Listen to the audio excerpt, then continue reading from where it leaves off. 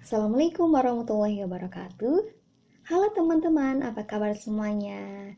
Baik, sebelum belajar, alangkah baiknya kita berdoa terlebih dahulu ya. Berdoa dimulai.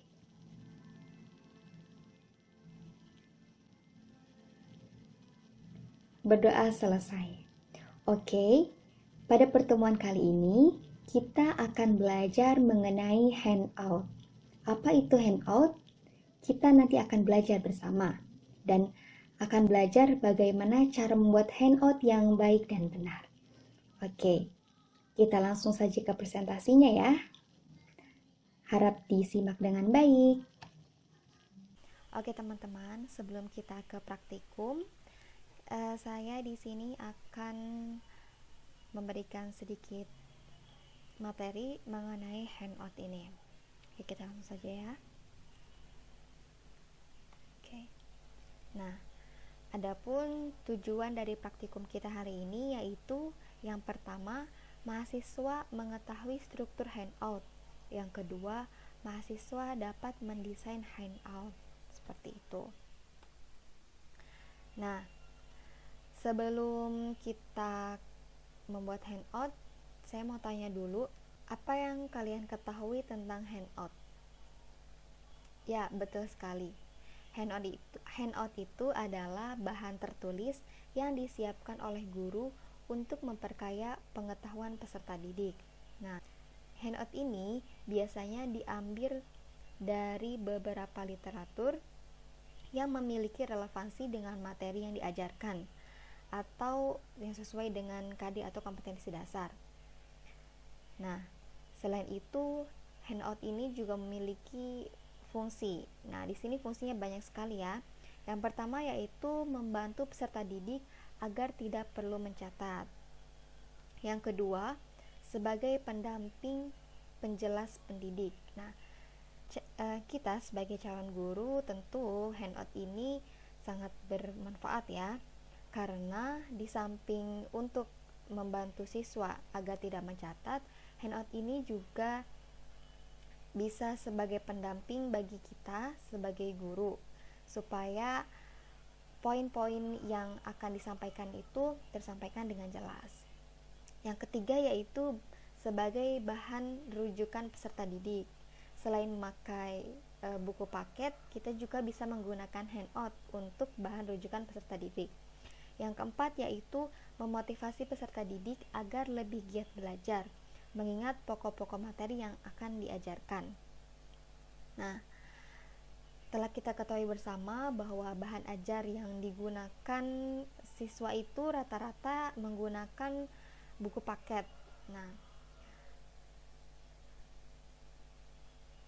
pada buku paket itu biasanya materi yang disampaikan sangat banyak dan bisa dibilang bertele-tele. Jadi banyak beberapa langkah yang harus siswa lakukan seperti itu. Namun pada handout ini akan lebih tertuju pada materi itu sendiri. Yang kelima yaitu memberikan umpan balik, dan yang terakhir sebagai menilai hasil belajar.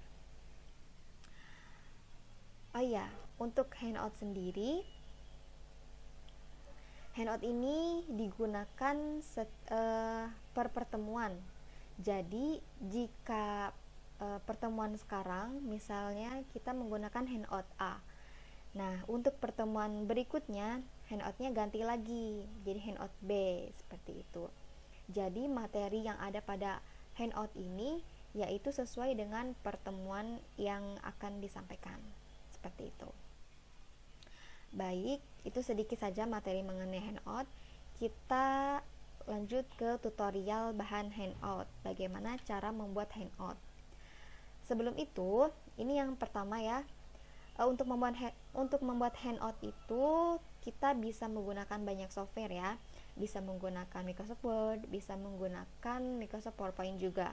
Nah, namun pada praktikum kali ini kita akan membuat handout dengan menggunakan Microsoft Word. Yang kedua, nanti ketika Microsoft Word-nya sudah dibuka tampilannya, Yang pertama dilakukan adalah membuat header untuk judul. Kenapa judulnya diletakkan pada header? Karena ketika handout yang kita buat itu lebih dari satu lembar, maka kita tidak perlu lagi membuat judul pada lembar berikutnya. Karena jika kita membuat judul pada header, dia akan mengikuti sampai berapapun kita akan menulis. Seperti itu. Yang berikutnya yaitu gunakan jenis font dan ukuran yang mudah dibaca. Pasti ya, ini harus dilakukan karena jika kita memilih jenis font dan ukuran yang sangat kecil gitu, itu akan sulit untuk dipahami oleh peserta didik. Berikutnya, untuk memilih daya tarik pembaca, bisa digunakan beberapa animasi gambar. Ya, pasti.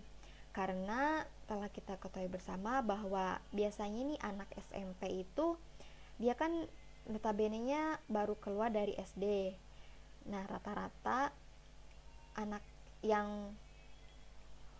anak-anak yang SMP, di kalangan SMP khususnya, dia itu lebih tertarik untuk membaca sesuatu jika ada gambarnya, seperti itu.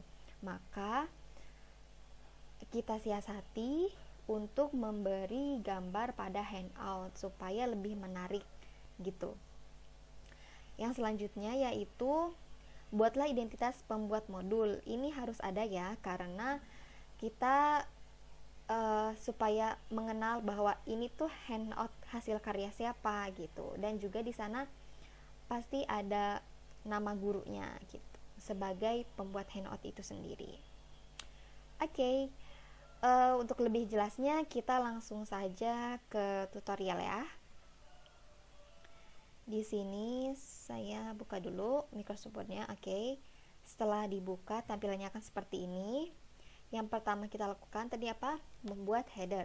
Nah, jika kursornya tepat pada ujung dan tidak ada lahan lagi di atasnya, untuk mencari headernya itu bagaimana? Kita ke insert. Nah, di sini ada header, diklik, lalu klik type here. Nah, seperti ini.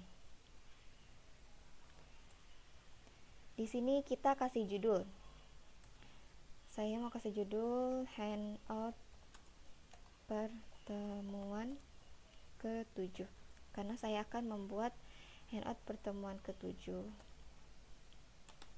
Kita taruh di tengah.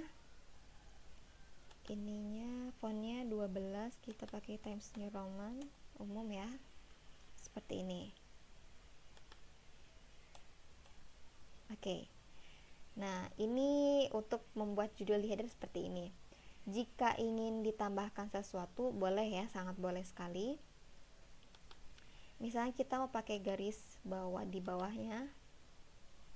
Nah, untuk variasi ini silahkan kalian buat sekreatif mungkin. Jangan terpaku dengan apa yang saya contohkan gitu.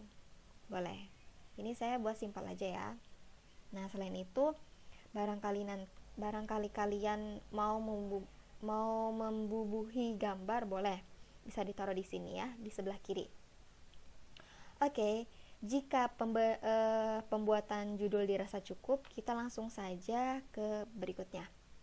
Untuk kita bisa mengetik di bawahnya, kita tinggal double klik aja di sini, seperti itu. Oke. Hal berikutnya yang perlu kita tulis yaitu pokok bahasan. Kita tulis dulu ya. Pokok bahasan.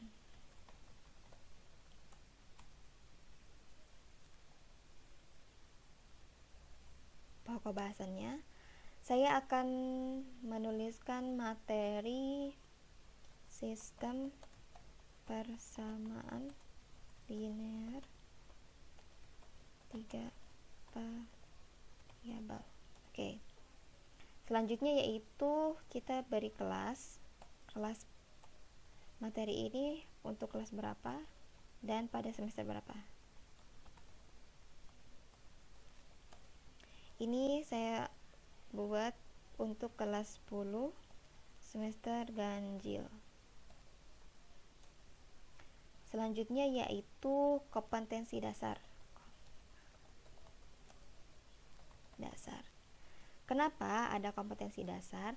Karena kompetensi dasar ini untuk membuktikan bahwa handout ini capaian tujuannya jelas, jadi sesuai dengan kompetensi dasar. Nah, adapun kompetensi dasar pada handout yang akan saya buat ini yaitu pada kompetensi dasar 3.1 yang berbunyi ini. Saya kopikan saja. Nah, jika kepanjangan nanti dia akan ke bawah ke sini. Untuk merapikannya, kita tinggal klik ini sampai sini. Nah, ini kan supaya sejajar ya. Oke, nanti kita rapikan di akhir. Setelah itu kita ketik guru atau tutor. Silakan kalian tulis nama kalian sendiri. Oke. Setelah kita buat ini pokok bahasan, kelas semester, kompetensi dasar, dan guru atau tutor, selanjutnya yaitu kita tulis materi yang akan kita sampaikan. Kita boleh kasih judul dulu. Materi. Nah, boleh kita bold ya supaya jelas. Oke. Nah, materi yang akan kita sampaikan adalah yang ini. Saya kopikan saja ya. Saya copy. Nah, seperti ini. Ini materinya. Selain materi, kita juga bisa memberikan contoh soal. Kenapa kita memberikan contoh soal? Agar peserta didik ini dapat dengan mudah memahami materi yang akan kita sampaikan. Seperti itu. Nah, ini kita rapikan dulu ya.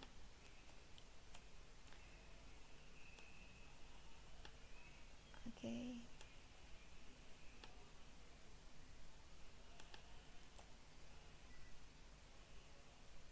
Kita geser.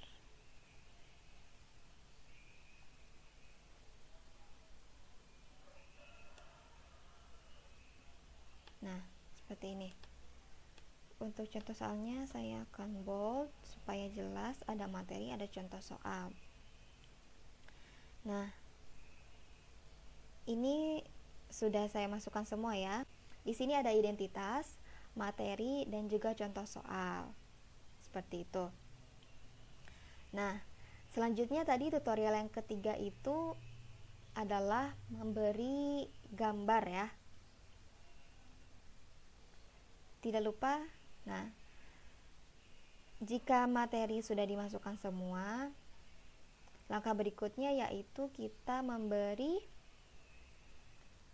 gambar supaya lebih menarik. Nah, untuk menambahkan gambar pada Microsoft Word, kalian bisa klik insert lalu picture. Nah, di sini kalian silakan cari gambar yang akan kalian import. Kalau saya ini, nah, ini bisa kita atur ya, bisa diperkecil, bisa diperbesar, silahkan disesuaikan. Nah, jika bentuknya tidak beraturan seperti ini, misalnya kita akan mendrag atau menggeser si gambar ini ke bawah, kita rubah dulu text swappingnya menjadi throw. Nah, jadi kan ini kita bisa dipindah-pindah ya si gambarnya. seperti itu. Oke, ini gambarnya sudah ada, teksnya sudah lengkap. Selanjutnya kita editing teksnya. Untuk mengedit teks, sebaiknya kita samakan mulai dari awal sampai akhir itu teksnya, fontnya sama, ukurannya juga sama. Karena apa? Supaya dilihatnya rapih gitu ya, terlihat rapih. Caranya kita blok aja semua. Fontnya kita normal 12 dan fontnya kita Times New Roman. Oke. Nah, selain itu kita juga rapikan untuk spasinya. Kita rubah menjadi 1,5 karena umum ya, 1,5 itu. Jangan lupa untuk diatur kembali spasinya. Oke. Nah, seperti ini. Jika ada yang masih kurang rapi, silakan dirapihkan. Saya rapihkan dulu.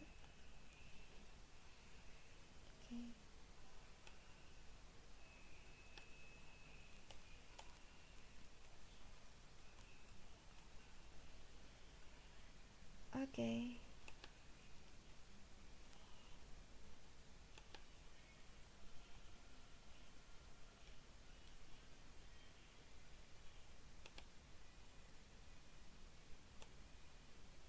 Nah,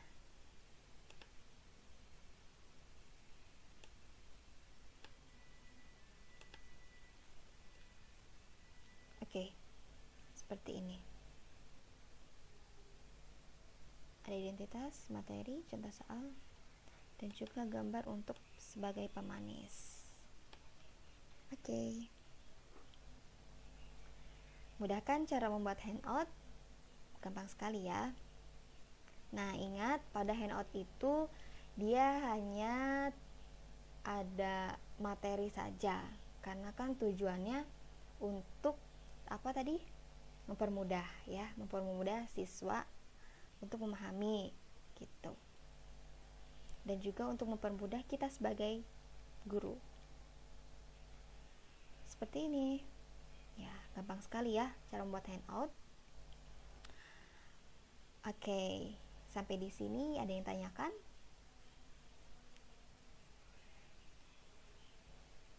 Oke, jika tidak ada langsung kita closing aja ya. Oke teman-teman, bagaimana? Mudah kan cara membuat handout? Nah, selanjutnya silahkan kalian untuk mempraktikkan cara membuat handout yang telah tadi saya sampaikan. Silahkan kalian membuat handout, materinya bebas ya. Kalian bisa memilih mulai dari kelas 7 SMP sampai dengan kelas 12 SMA. Di sana kan banyak sekali materinya ya. Nah, diusahakan masing-masing kalian itu materinya berbeda, karena banyak sekali pilihannya ya. Nah, setelah itu, handout yang kalian buat, silahkan upload ke MathEdu, ke platform praktikum kita, ya. Seperti itu. Oke, sampai di sini dulu praktikum kita hari ini. Mari kita tutup dengan baca hamdalah. Alhamdulillahirrabbilalamin. Terima kasih atas perhatiannya. Tetap jaga kesehatan. Semangat praktikum. Wassalamualaikum warahmatullahi wabarakatuh.